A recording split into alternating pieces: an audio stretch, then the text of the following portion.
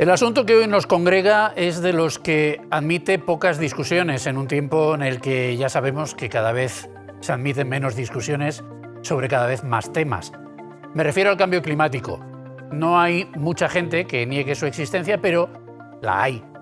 Aunque lo más habitual son o los convencidos de su existencia o los levemente escépticos, pero no contrarios, que aducen que el clima siempre cambia y que solo sabremos si esos cambios que estamos padeciendo ahora se convierten en permanentes cuando pasen algunos cientos de años, como sucedió cuando las glaciaciones. Nosotros no vamos a negar nada, pero vamos a discutirlo todo, porque hoy nos interesa saber también cómo nos está cambiando a nosotros el clima. Lo vamos a intentar descubrir con la ayuda de José Carbonell, que es secretario técnico del Colegio de Ingenieros Agrónomos de la Comunidad Valenciana y Baleares. José, muy buenas noches. Muy buenas noches. Vamos a ver, si los escépticos son el 0 y los apocalípticos el 10, ¿usted dónde está? Pues en el 7. En el 6-7. Tirando apocalíptico más sí. que... No, bueno, es decir, ni una cosa ni la otra, pero bueno. Evidentemente alertado, o advertido. Muy bien, venga, esto como fogueo preliminar. Don Enrique Baqué, exdecano del Colegio de Químicos de la Comunidad Valenciana y autor novelístico de éxito, que además se va dentro, don Enrique, muy buenas noches. Buenas noches. Dentro de nada se va a México, nada menos, a presentar su novela La tarántula roja. Eso es. Está usted que se sale, vamos. Bueno, hay que estar constantemente empujando tu obra en un mundo tan competitivo como el nuestro, y la Feria de Guadalajara en México es la más importante del mundo hispano, de habla hispana, y hay que estar allí. Bueno, usted como buen químico, entre 0 y 10, 0 negacionista, 10 apocalíptico, ¿cómo valora el cambio climático y lo que ello conlleva? Bueno, yo creo que habría que centrar los temas para que el hombre, digamos, las personas que nos están viendo tengan ciertas certezas, ¿no? Y eliminemos parte de la incertidumbre que hay, que en buena medida es artificial y a mi entender está inducida por determinados lobbies y por ciertos intereses. A mí me parece que se puede admitir que la comunidad científica en su práctica totalidad admite que hay un cambio climático. Y eso es un tema que negarlo creo que sería rayano en el terraplanismo. Sí. O lo que es peor, en el movimiento antivacunas.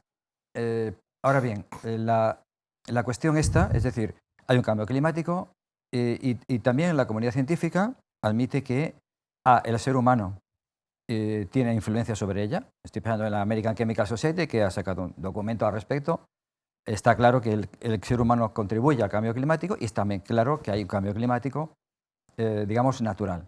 ¿A qué se debería este cambio climático natural? Que aunque el ser humano mañana apagase todos los fuegos y no pusiese ningún motor de combustión, ¿a qué se debe? Bueno, hay varios factores. Uno de ellos son los volcanes, que parece que no, pero tiene una influencia enorme en la emisión de CO2, de anhídrido carbónico, que no es un gas, que no es un gas peligroso, no es un gas contaminante, es uno de los gases de la vida, pero que, claro, a partir de cierto nivel, pues tiene efecto invernadero. Otro es los ciclos solares.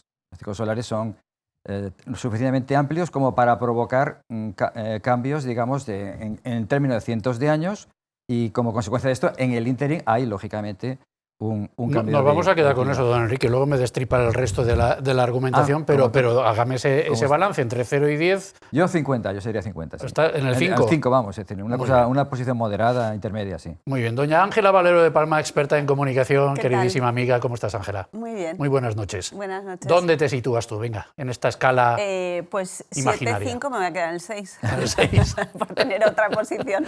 Tú siempre tan diplomática.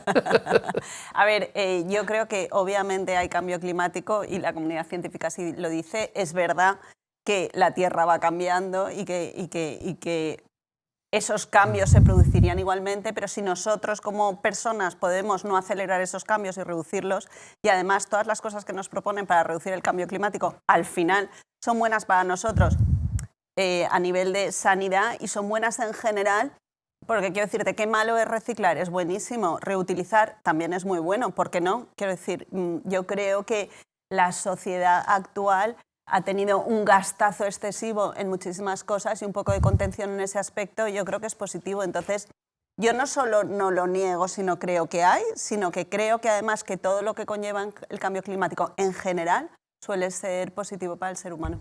Pues para completar nuestro habitual póker de ases tenemos a nuestro compañero, hombre del tiempo en 8 Mediterráneo, Antonio Pardo. Antonio, muy buenas noches. ¿Qué tal, Vicente? Buenas noches. Tú también estarás del 5 para arriba, supongo. No, yo estaba pensando, yo estoy entre el 8 y el 9,50. Caramba. Porque es verdad que en lo que trato yo diariamente, pues de los años que llevo haciendo este trabajo hasta ahora, no hablamos más que de calamidades prácticamente, sino calamidades de fenómenos extremos. Y a veces es verdad que te gustaría anunciar algo pues más normal, que durante 6 meses... Pero también lo hubo antes. Pompeya hace tiempo ya que fue sumergida. Claro, y el óptimo climático de la Edad Media, ya hablaremos de todo eso. Pero que yo me siento apocalíptico muchas veces, sí. Pero quizá porque, vuelvo a decir, porque cuando no está el tifón tal, está el tifón cual. Antes no había tanta abundancia de datos, pero vamos a dejarlo ahí. Pero es la realidad. Lo que han dicho todos ellos es una mezcla también de lo que pienso yo. Que si nosotros no habría sido tanto. ¿Qué ha pasado? Claro que ha pasado. ¿Que hay un cambio climático? El que lo niegue, pues raya en el terraplanismo. Encima es que estamos saliendo de un verano, porque no hemos terminado de salir del todo, de un verano extremadamente largo que hace, que facilita el estado de opinión de la gente de que algo está sucediendo, ¿no? Hombre, vamos a ver una cosa. Hablábamos del veroño que venía en los últimos años, que se mantenía un poco en octubre. Pero, hasta el Pilar, más o menos, claro, pero este año se ha pasado. Pero ¿quién nos dice que todos los santos con calor? Vamos a ver, es un poco ya demasiado, no es muy normal. Es verdad que las estaciones dan la sensación no solo que se están corriendo, sino que el otoño y la primavera parece que han desaparecido un poco, ¿no? Eso lo comentamos todos. Hay muchos cambios que tú dices... Quiero decir, obviamente hay un cambio en el ambiente, hay un cambio climático y es verdad que hay muchos lobbies interesados. Entonces, como hay muchos lobbies interesados, yo ya hace 20 y pico años que llevo leyendo de este tema y reciclaba ya en su momento.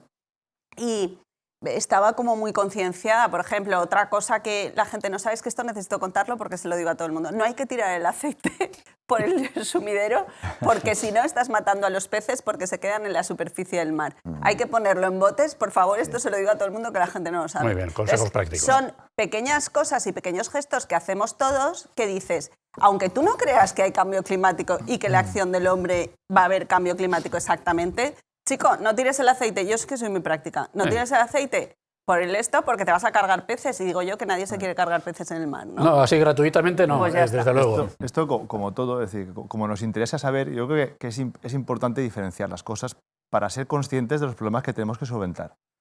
Una cuestión son los problemas derivados del cambio climático. El cambio climático y sus problemas. Otro problema es la contaminación y otro problema es la calidad ambiental.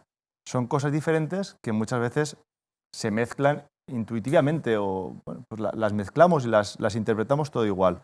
Pero son todos fenómenos que son diferentes y no responden a lo mismo. Pero que tienen algún tipo de relación unos con los otros. Siempre tienen cosas en relación. Pero es verdad que muchas veces percibimos cuestiones, por ejemplo, la parte de contaminación, la parte de calidad ambiental, es una cosa que es muy diferente a lo que es la parte de los reciclajes. Estamos hablando de compartimentos que están separados. Hay veces que hay vasos comunicantes, pero hay cuestiones que están... Bueno, por intentar ordenar un poco el debate y hablando de la referencia histórica a la que aludía Ángela, que llevamos 20 y tantos años oyendo hablar del cambio climático de una manera ya determinante.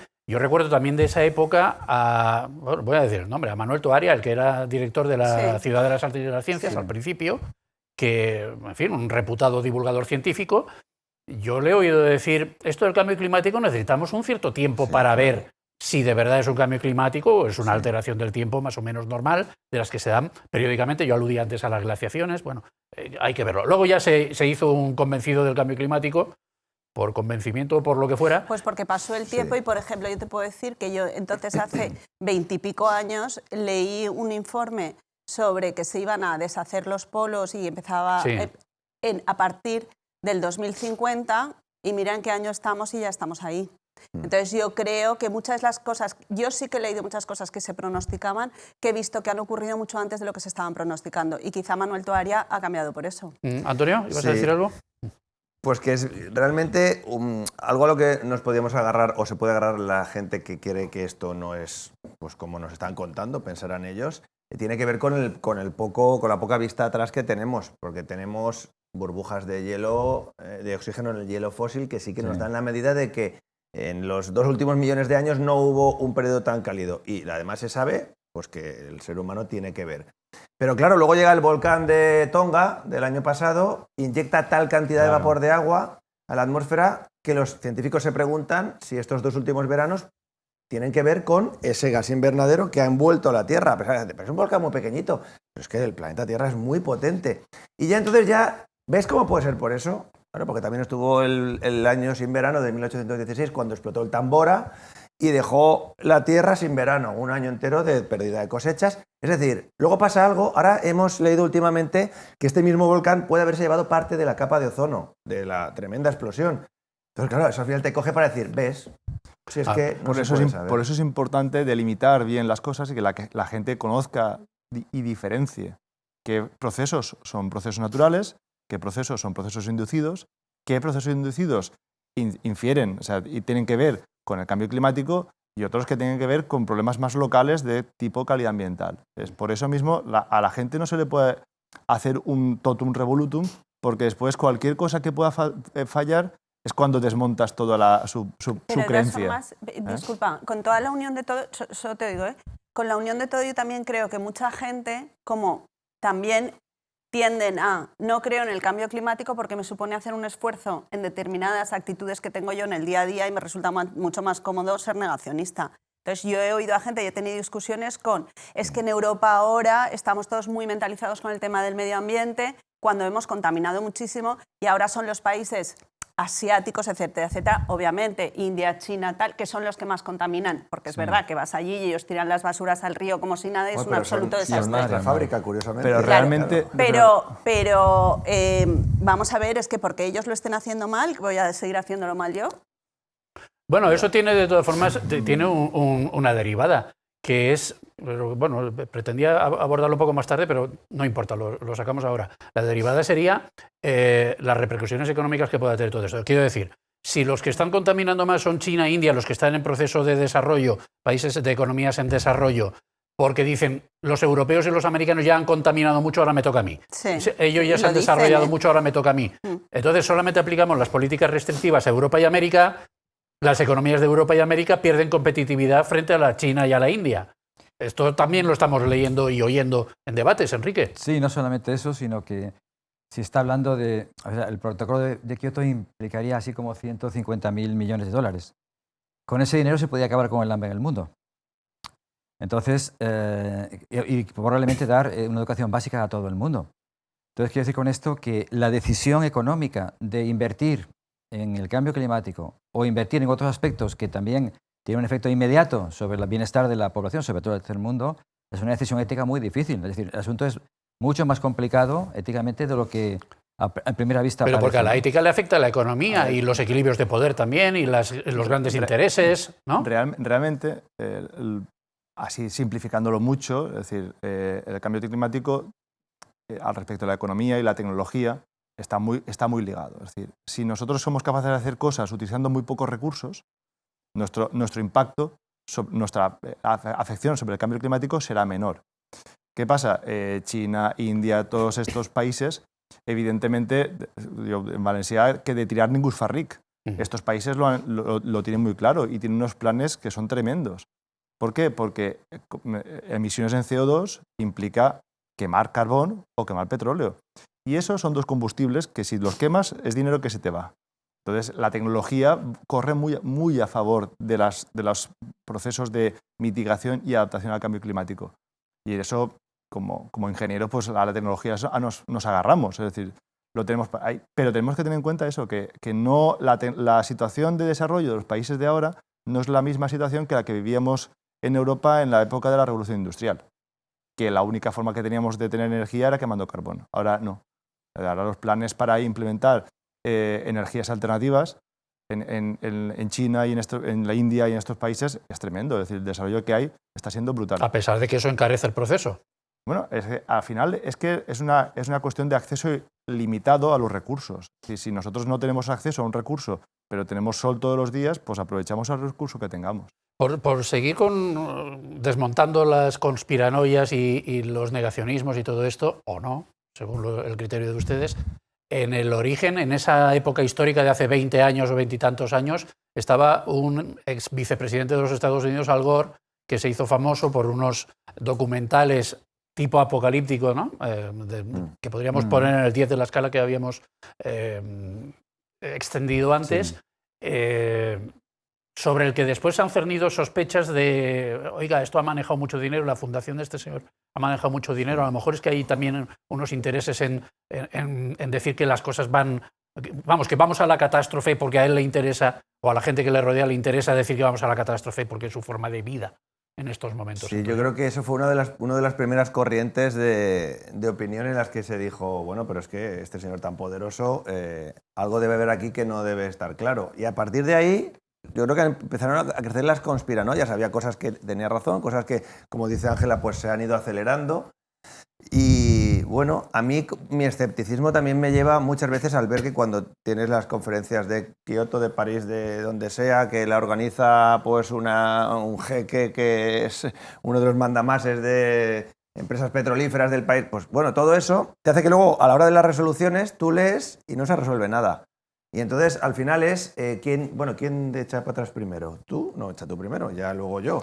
Y al final echa la culpa a los de Asia, países en desarrollo, y tú, a ver a la siguiente... Pero mira, yo creo que también hay cosas positivas y es que durante estos años la gente se ha mentalizado mucho y realmente la gente demanda el tema de la sostenibilidad.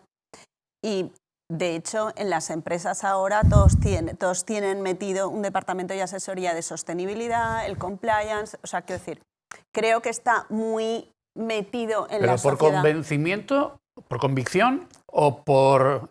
¿Tú te acuerdas de los pecados? Los hay de atrición y de... ¿Cómo era el otro?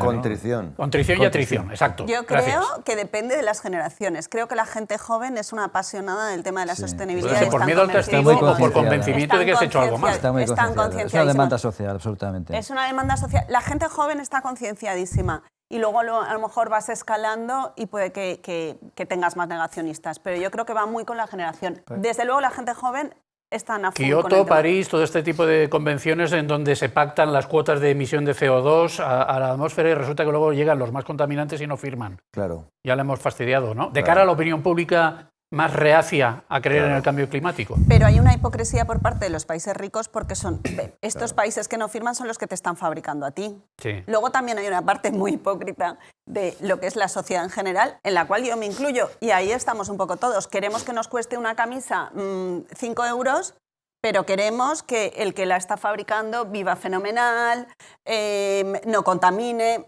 A ver. Sí. Enrique. Bueno, no, a ver, creo que el gran objetivo, el gran reto que tienen las generaciones futuras es acabar con el concepto de basura. Es decir, que la basura no exista nunca más. Es decir, hay bienes de primer uso, bienes de segundo uso, y el resto se tiene que poder compostar y se tiene que poder reciclar. Es decir, que eliminar el concepto de basura. Para eso haría falta dos cosas que en este momento creo que no hay en suficiencia. Primero, un fuerte, aparato investigador de reciclaje. Hay muy pocos institutos dedicados a eso y otros muchos dedicados a estudiar el sexo de los ángeles.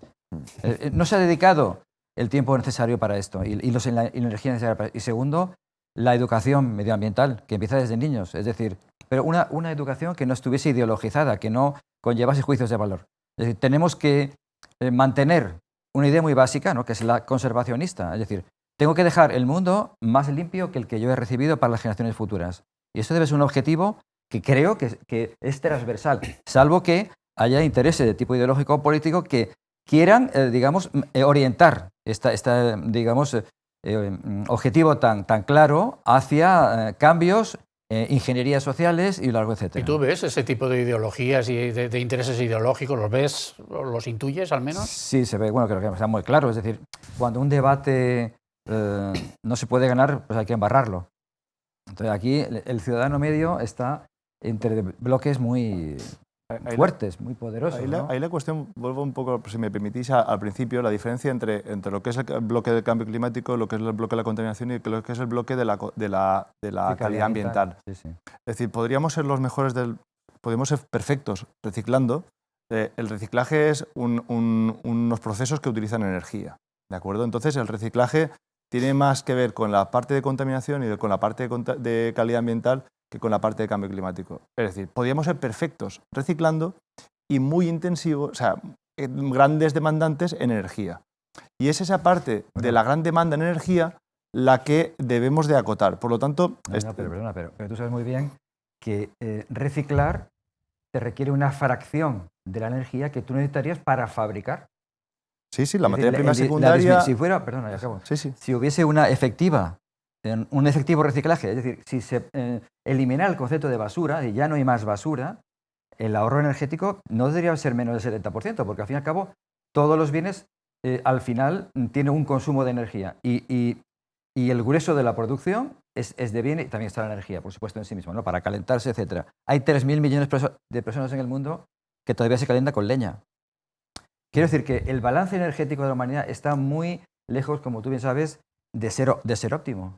Y en esto no se está la actuando. tesis es que reciclar consume menos energía que producir. Muchísimo menos, que duda cabe de coger La economía, el papel. sí, claro, la economía circular. Claro, yo la economía circular. No estaba diciendo, o sea, no me refería a eso. Es decir, que lo que refería es que podíamos ser perfectos reciclando. Es evidente que reciclar una cuestión es más barata ambientalmente y económicamente que hacerla de nuevo.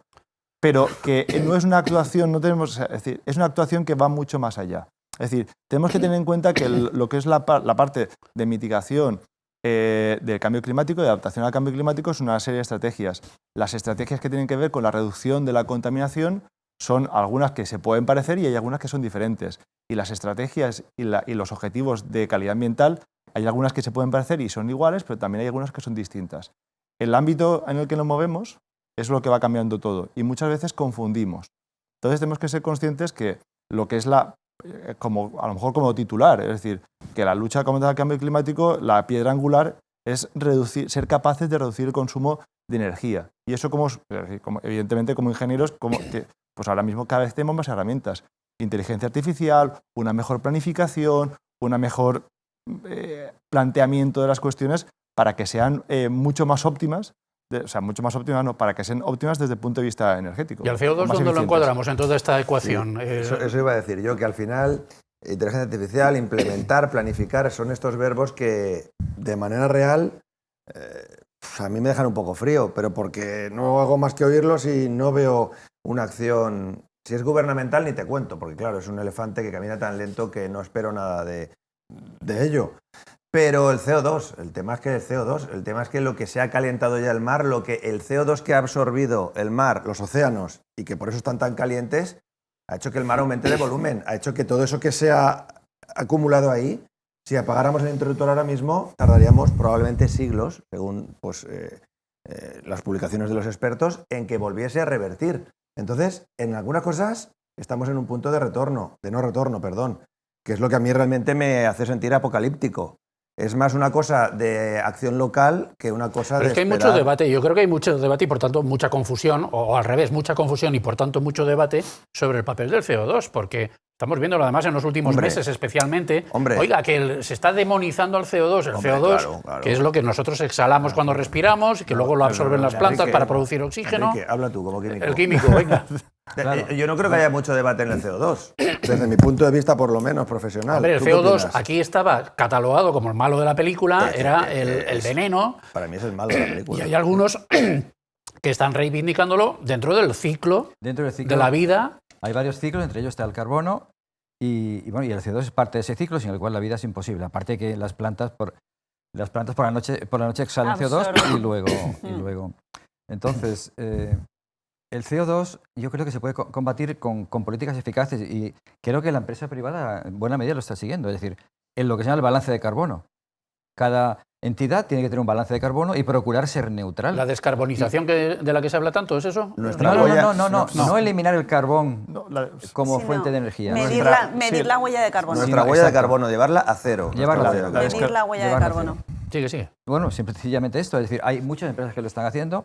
Hay una demanda social. Yo me recuerdo, Amazon tuvo, por citar un ejemplo, durante un tiempo tuvo una cierta demanda, ¿no?, por parte de los usuarios, que son millones, al respecto de que no, hacía este balance de carbono y que no seguía, una política de sostenibilidad. Ha cambiado radicalmente y lo está adoptando.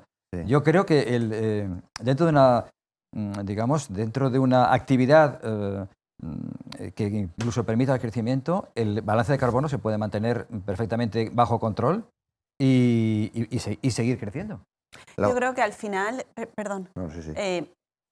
creo que los cambios en positivo que están pasando respecto al mundo, yo junto todo, ¿vale? Lo siento, Sí. pero yo no divido, pero de la sostenibilidad del medio ambiente, la protección de la naturaleza, etcétera, etcétera, está tan intrínseco en la sociedad que al final quienes movemos aunque nos parezca que los políticos van al ralentí nuestro, van por detrás, lo que quiero decir es que es la sociedad la que demanda a las empresas. Eso es. Son las empresas las que al final han generado esos cambios y luego se han hecho leyes al respecto, pero ¿quién ha ido primero? Yo creo que es la sociedad la que se ha concienciado y al final incluso los países que son fabricantes nuestros van a tener que acabar cambiando esos procesos y proteger más el medio ambiente, no solo porque les va a resultar más barato, sino porque van a conseguir vender más, porque al final, ¿dónde venden sus productos? Vale, pues yo me pongo en el papel escéptico, Ángela, y entonces digo, sí, la sociedad es la que está impulsando a las empresas Sí. y a los gobiernos, Sí. pero a la sociedad la han impulsado los Al Gore y compañía, que previamente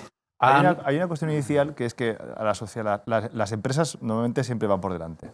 Entonces, comentando otra vez, CO2... ¿Por delante de quién?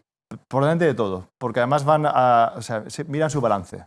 Claro. Entonces, si somos capaces de producir lo mismo, o incluso mejor, utilizando menos energía, ¿qué vamos a hacer? Lo haremos. Sí, claro. Ahí solo hay una pega, que es que se necesita una inversión. Entonces, si hay dinero para invertir, tienes capacidad para implementar nuevos procedimientos o nuevos equipos, entonces eres capaz de producir lo mismo o mejor utilizando menos ¿Y energía. entonces por qué los productos ecológicos cuestan más?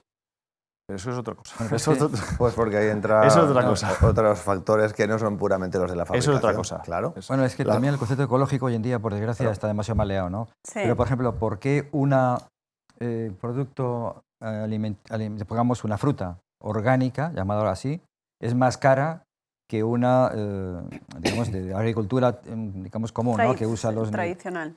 Que se supone que es más contaminante que la bio. En principio supone lo es, sin duda ninguna, sobre todo para, Pero entonces- digamos, el efecto sobre los nitratos sobre el suelo y largo, etcétera.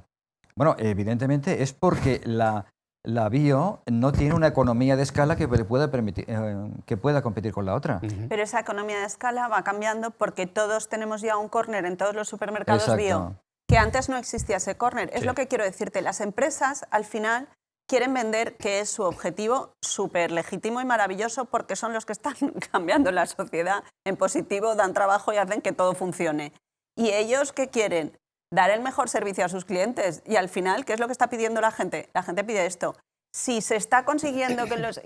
Quiero decir, que es que va a ir avanzando. O sea, la sociedad va avanzando en este aspecto. Yo a lo mejor soy muy positiva, pero creo que la sociedad va avanzando Pero en tú este eres aspecto. experta en marketing y en comunicación y Sí. también, vamos, no podremos obviar que las empresas hacen eso, en principio por convencimiento, pero también Porque venden mejor. por más. quedar bien. Hombre, Claro. y para ganar dinero. Bueno, porque venden Claro. más. Es que yo he empezado diciendo, ellos lo van a hacer porque van a vender más. Quiero decir, en China y en India, al final, ¿por qué van a cambiar sus procesos? No van a cambiar sus procesos Porque- por buenismo, sino porque sus clientes se lo demandan. Por exigencia nuestra, sí, sí. sin Por duda ninguna. Yo exigencia de pienso los que sí. les compramos y por exigencia de los suyos propios, porque tú ahora te vas a China, yo tengo, bueno, por circunstancias tal, tengo amigos chinos y que son riquísimos y al final ellos ya están ahí con lo mismo que los europeos, tienen la misma mentalidad y se lo están demandando a ellos. Bueno, pues por exigencias del mercado vamos a hacer una pausa para publicidad y volvemos enseguida. Ah, muy bien.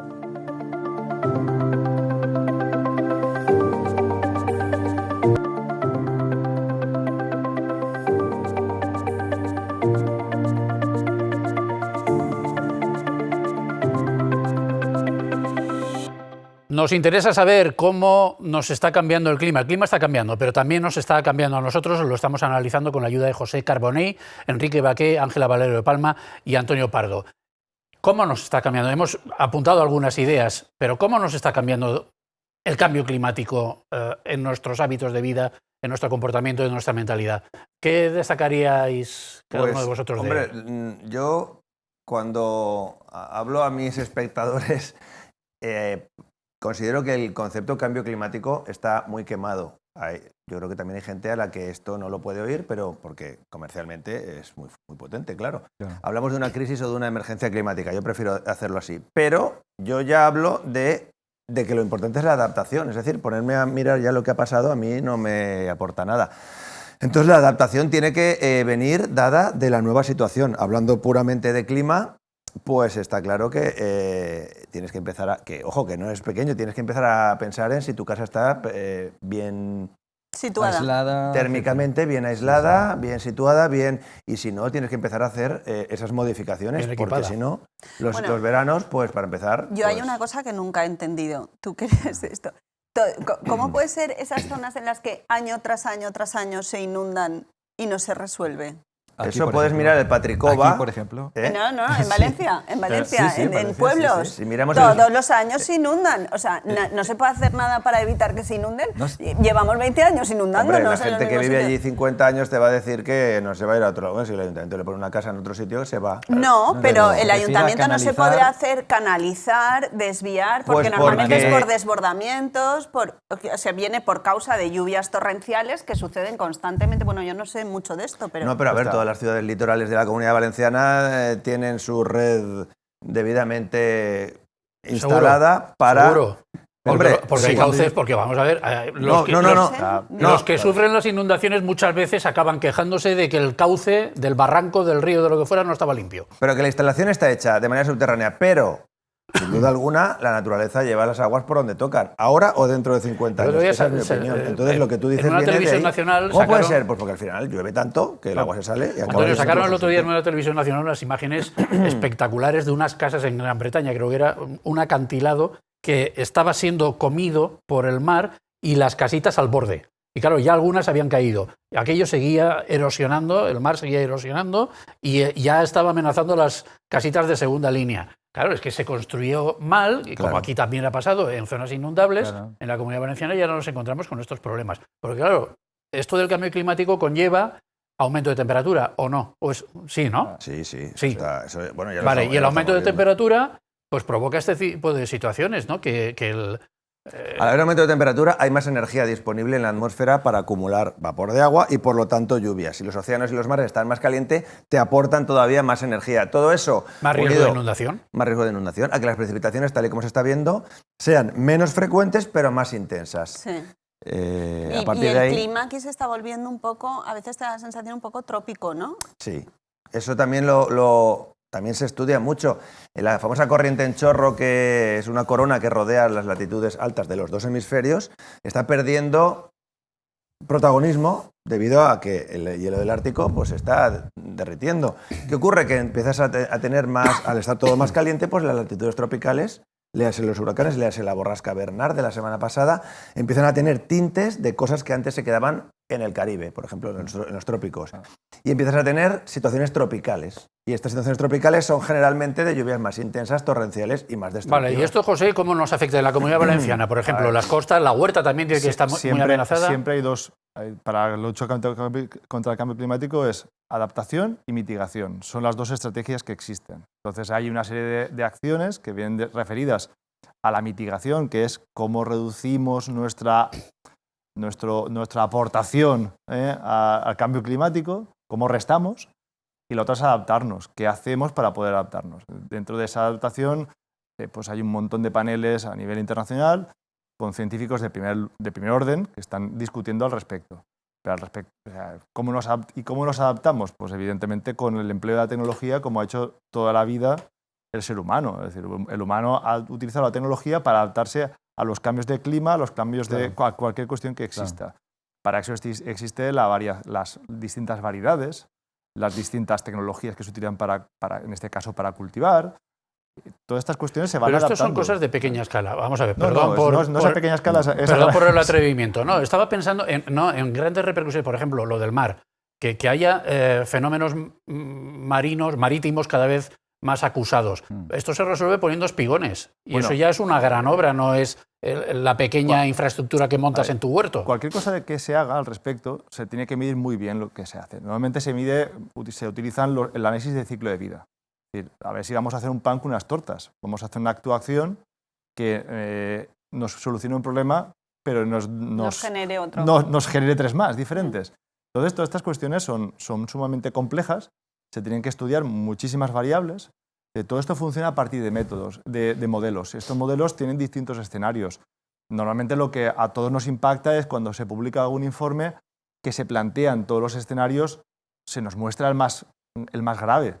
Pero ahora mismo, por ejemplo, en el último informe, el más grave es sumamente improbable, porque supondría seguir haciendo las cosas conforme las estamos haciendo cuando ya vemos que no es así. Se está implantando energías renovables, etcétera, etcétera. Por lo tanto, esos escenarios van cambiando. Por eso mismo es importante saber cuándo se da la información y cuándo se recibe de qué escenario estamos hablando. Y es lo que estamos hablando. Vale, planteemos un escenario apocalíptico. El mar sube tanto que engulle ciudades. Venecia, Ámsterdam... Vicente, qué mal rollo. Benidorm. Si el mar sube tanto... Bueno, esto lo vemos publicado a diario. Dentro de no sé cuántos años, dentro de 100 años, Benidorm estará... Bueno, Benidorm o la que sea, tampoco quiero yo demonizar a nadie, ¿eh? Nadie sabe qué va a pasar, ¿no? Ya dentro de 10, sino dentro de 5. Ahora, aparentemente, hay una serie ascendente de temperaturas, y eso creo que no se puede negar. Por eso digo que no existe un acuerdo en la comunidad científica de que el cambio climático es real, y eso no lo podemos negar. Ahora bien, ¿cuánto va a durar este incremento de temperaturas? Porque tú piensas que puede venir perfectamente un ciclo de descenso de temperaturas. Bueno, es que históricamente ha sido así. Teóricamente debe llegar, porque estamos en un periodo interglacial. De hecho, cuento como anécdota que la primera científico que puso de manifiesto, y así lo llamó, el efecto invernadero, fue el químico Sven Arrhenius, que fue premio Nobel de Química en 1903, y estaba encantado con el efecto invernadero. Porque en aquella época se pensaba que iba a venir una ola de frío, porque ya estamos cerca de la siguiente glaciación. Entonces, el efecto invernadero iba a calentar la Tierra e iba a darnos unos años más para respirar. Para respirar me refiero a tener un periodo cálido. 100 años después, bueno, parece ser que la mentalidad es exactamente la contraria, que vamos hacia poco menos que un infierno. No sabemos, no se sabe cuánto va a durar. Lo normal es, efectivamente, que después de un periodo cálido venga uno frío. Pero me parece un pobre consuelo que nosotros en el año 2023 estemos pensando, bueno, es que luego tendrá... Más que nada porque estamos en el ahora y porque la prevención y la adaptación hay que hacerla para la siguiente generación, claro. Ni nuestros hijos. Evidentemente, si llegamos a puntos de no retorno en los que se deshacen los polos, que ya no estaremos aquí para verlo, espero, y demás situaciones que hagan un clima inviable, pues sí, a lo mejor dentro de 3.000 años, pues eso. Pero yo les planteaba... a mí me da igual. Yo les planteaba pero esto, siendo así, me da igual. Les planteaba esto de las ciudades, porque también he visto últimamente algún documental en alguna televisión nacional, bueno, uno en particular, que hablaba de la costa holandesa, cómo están luchando, bueno, con los grandes espigones contenedores de las mareas que hay allí frente a las principales ciudades holandesas, pero que llegará un momento, calculan, en que no serán suficientes, las olas pasarán por encima y acabarán sumergiendo a esas ciudades. Y entonces la solución, ellos mismos decían que era rocambolesca. Una solución que se le había ocurrido a alguien era poner nuevos muros cercando el Mar del Norte hasta convertirlo en un lago, es decir, uniendo Escocia que tiene enfrente Noruega, ¿no? Con Noruega y el sur de Gran Bretaña con Francia. Y entonces convertir el Mar del Norte en un lago, lo que por otro lado llevaría la desalinización con el tiempo, se convertiría en un lago de agua dulce. Aquello sería, bueno, costosísimo y tampoco está claro que no afectara a las corrientes marinas, con lo cual la suavización de las temperaturas en invierno que tenemos en Europa... Bueno, esto venía planteado por algún científico, que era lo que decían en el documental. Lo que pasa es que también reconocían que era costosísimo, complicadísimo, con unas repercusiones que podrían ser graves en el caso de la interrupción de las corrientes marinas. Bueno, que hay gente que está pensando en soluciones tan grandes como estas para intentar solucionar algunos de los problemas del cambio climático. Países Bajos es que están que son muy bajos. Mar, es decir, que son muy bajos. Entonces, ¿qué pasa? Cualquier cosita que les pueda pasar, a ellos les afecta muchísimo más. Pero repito, es decir, hay dentro de estas graduaciones, de estos modelos, hay modelos que dicen, oye, pues es que no sé qué ciudad se va a inundar por completo.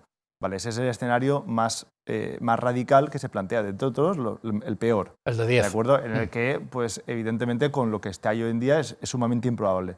que se está trabajando por los probables es que, oye, que suba 23 centímetros, le estaba yendo referencias en no sé cuántos años. No de un día para el otro, en muchísimos años.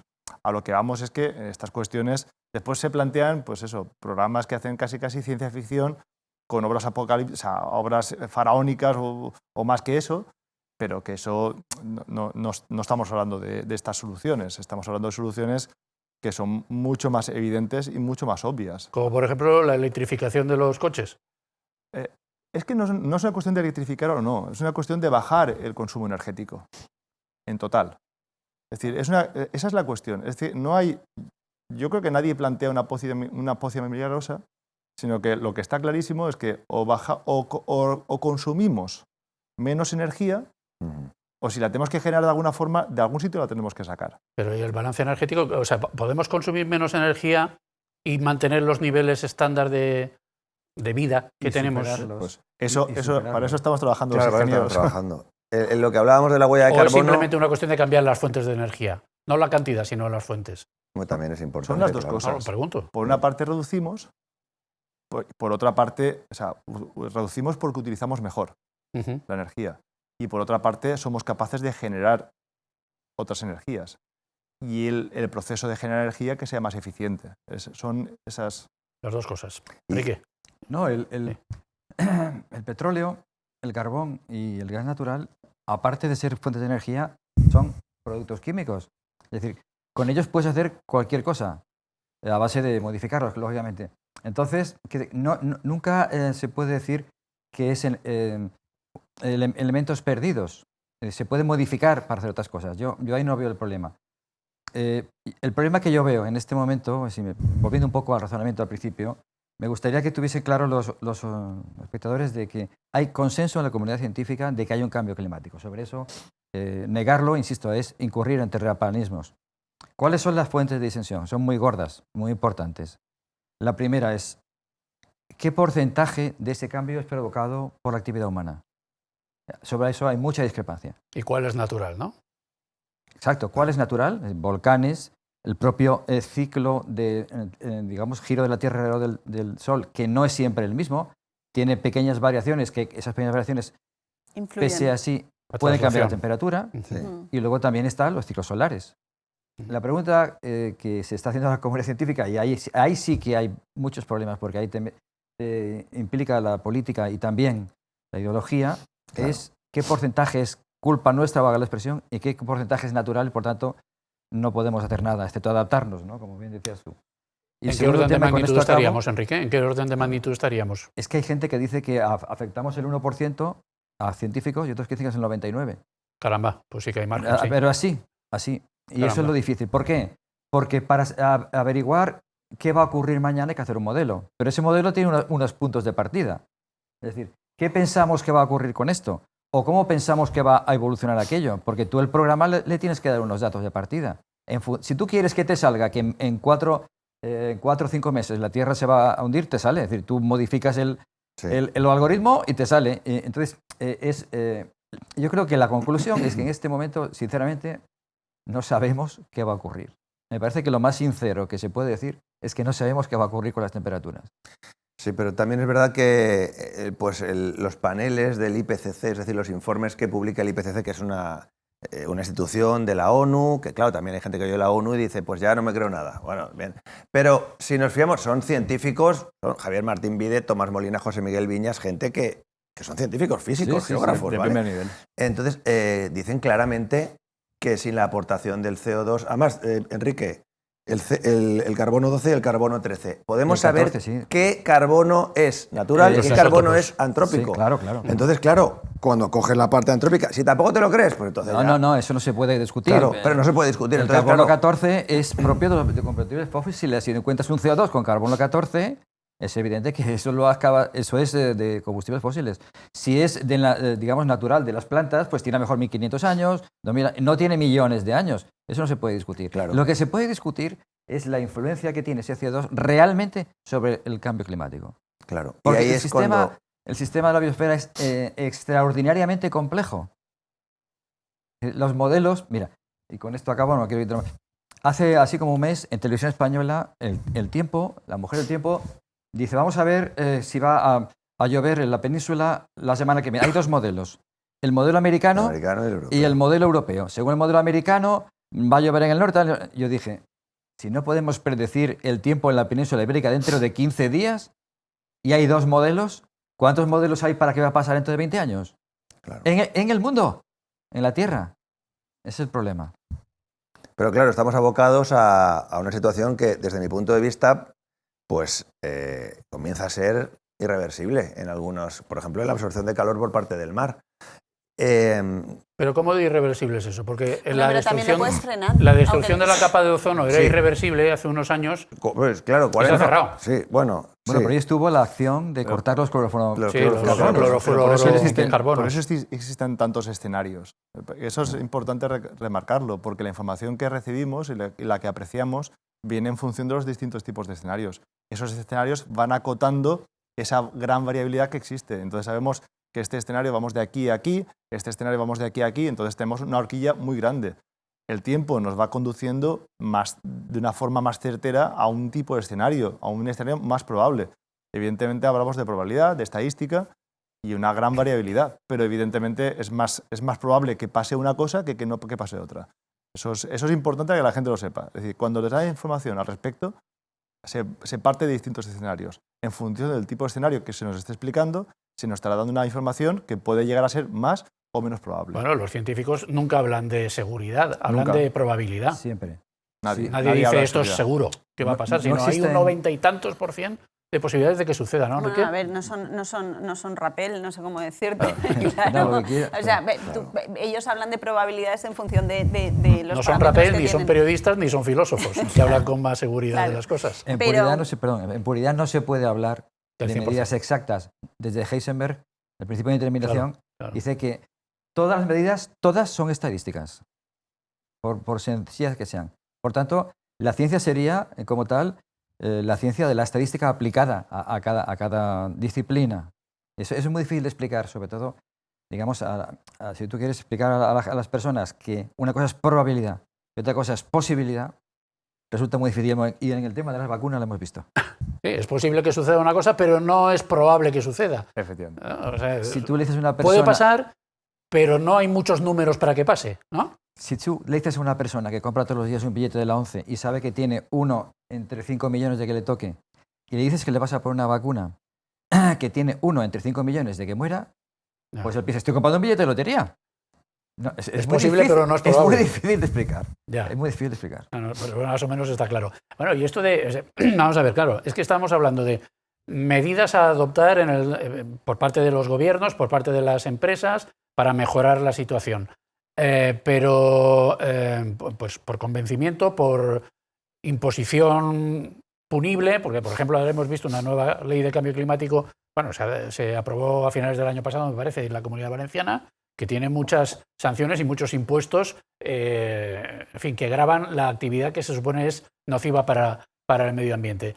Pero están las razones económicas también. Estoy pensando, por ejemplo, en este anuncio de esta misma semana de el posible nuevo gobierno que salga del pacto PSOE-Sumar y después con todos los demás, que quiere prohibir los vuelos de menos de 2 horas y media entre lugares a los que se puede llegar en menos de 2 horas y media y sustituirlos por viajes en tren. Esto, comercialmente para las empresas, desde luego, vamos, supongo que se opondrán con todas sus fuerzas las empresas aeronáuticas. AENA incluso bajó en bolsa el otro día. Bueno, en Francia se ha hecho esto y es insignificante. Sí, ha sido Es que poco ya se ha vuelos. demostrado que el tema de lo de los aviones es muy insignificante y yo creo que es más O sea que un tema... te cargas a las empresas y no solucionas el medio ambiente. Es un tema más de o menos. Para mí es un tema de marketing político que Sí. es el que están llevando. Sí. Entonces, a mí, sinceramente, hay determinadas cosas que para mí perjudican con determinadas actuaciones estás perjudicando realmente cuál es tu objetivo. Entonces, para mí, ese anuncio particularmente me parece, lo siento, pero de un simplista y de Sí. un infantil, Sí. que me parece que estás perjudicando las acciones realmente que son importantes respecto al tema. Porque yo, aunque haya científicos que digan que en un 99% es el propio planeta el que está generándolo, si nosotros como seres humanos en un 1% podemos hacer nuestra acción, Hay que pues hacerlo. vamos a hacerla. Me da igual Por que sea un supuesto. 99 y un 1. Por tanto, ahí estamos todos de acuerdo y hay un consenso. Pero esos anuncios absurdos, quiero decir, porque tiene que haber una proporcionalidad. Cuando tú haces una ley, tiene que haber una proporcionalidad que realmente el beneficio para todos va a ser amplísimo. ¿Cuánta gente coge esos vuelos y cuánto afecta realmente? Hay muchísimas más cosas en gestos del día a día que están afectando muchísimo más y que a lo mejor ahí no quieren entrar. Vuelvo a la pregunta inicial del debate, ahora que estamos ya casi concluyéndolo. ¿Cómo nos está cambiando el cambio climático? Pues José. nos estamos adaptando a él. Y las acciones, es decir, las acciones de mitigación las tendremos que hacer porque serán muy obvias, serán muy sensatas, es decir, consumir menos energía es bueno. O sea, es decir, para hacer lo mismo, consumir menos es bueno, nadie está dispuesto a gastar más para una misma cosa. Y después la parte de adaptación, pues eso sí que lo viviremos. ¿Estos objetivos, Enrique, 2030, 2050, son reales o son objetivos que uno se propone que son posibles pero no probables? A mi entender, se basan en hipótesis muy discutibles, porque los mismos que la han establecido han tenido que hacer programas con unos juicios de valor y con unas bases de partida que ellos mismos no pueden controlar. Por lo tanto, es posible, es más que posible, que no tenga ningún efecto futuro en la práctica. Ángela, a ti ya te está cambiando la vida el clima. ¿Me está cambiando la vida el No, clima? estás cambiando costumbres, estás inculcándola a todo el que puedes. A ver, no, yo creo, quiero decir, yo ya llevo muchos años leyendo de esto, entonces, pero creo que en general, por ejemplo, mira, ahora todo el mundo se está poniendo placas solares. ¿Por qué? Porque la electricidad ha subido muchísimo. Entonces, al final yo lo que digo es que vamos a ir a intentar proteger el medio ambiente, lo vamos a hacer muchos por convencimiento, pero también lo vamos a hacer por necesidad, porque al fin y al cabo es lo que nos va a llevar a ello. Entonces yo creo que todo, a mí me está cambiando, pues nos está cambiando a todos, pues en que lo estás viendo y que te asusta un poco va a venir una dana, las catástrofes que ves, todo esto a mí eso me preocupa, porque veo que nos puede afectar y que afecta a mucha gente. ¿Vas a tener faenita este otoño, Antonio? Pues sí, este verano y todos los meses ya, porque las gotas frías están a la orden del día. Antes venían en otoño, ahora vienen en cualquier mes del año. Estoy con José, mitigar y adaptar. Nuestros espectadores no dejen de viajar a Roma en avión. Claro. No dejen de comprar botellas de agua de plástico si es necesario, pero vamos a mirar mucho nuestra huella de carbono y vamos a actuar de manera A local. reciclar, sobre todo a reciclar. Pues señores y señora, gracias por su participación, por ayudarnos a entender cómo cambia el clima y cómo el clima nos cambia a nosotros, don José, don Enrique, doña Ángela, don Antonio, y a ustedes, a ver si todavía me quedo sin voz al final del programa. Y a ustedes, señoras y señores televidentes, gracias por la atención prestada y, como siempre, quedan ustedes con Dios.